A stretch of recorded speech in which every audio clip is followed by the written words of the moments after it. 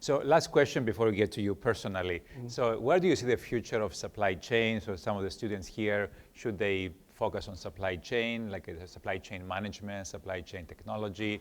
We're also thinking of having a master's degree here on supply chain.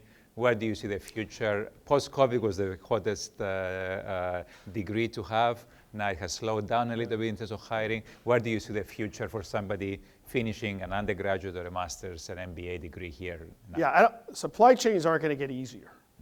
And I always say the harder it gets, the better it is for companies like Ryder, because when it's complex, companies need help.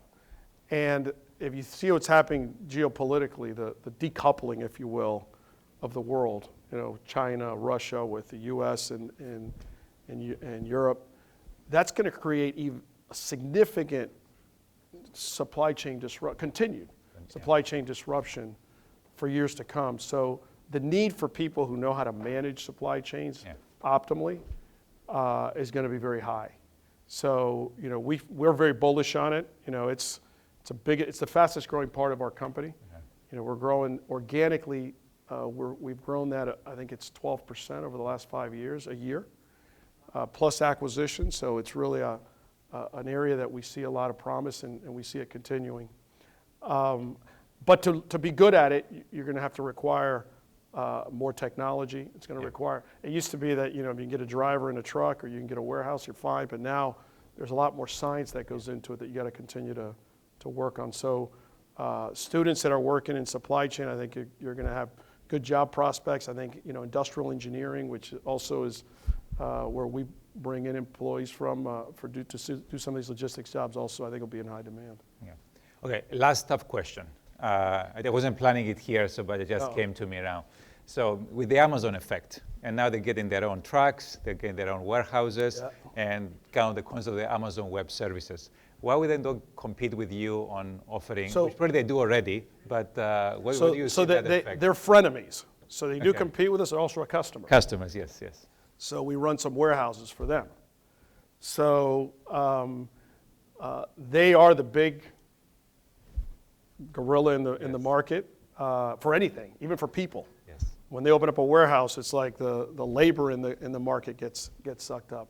But I think there's plenty of room in the market for everybody. We all got used to e-commerce, and I still think Amazon over time is going to continue to be the biggest. But there's going to be a need for an alternative for companies that want to special handling, special delivery, want to do it separately. And that's where we kind of come in and play for that final mile piece. We also do, for example, big and bulky, so furniture. Okay. Amazon's not in the furniture delivery business. Yeah. We are, and now that we're in it, I know why they're not in it.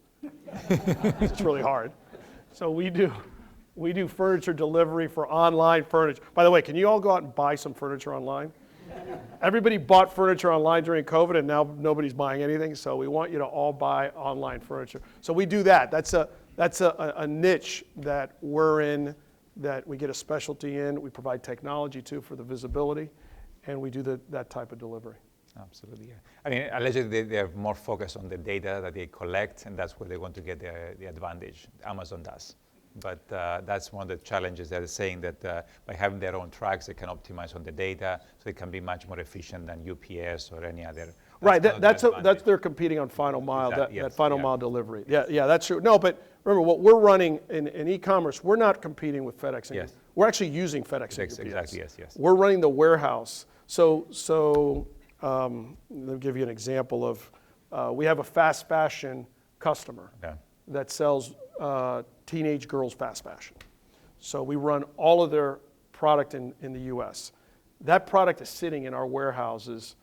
We've got, I think we're up to like 20 warehouses across North America just for e-commerce.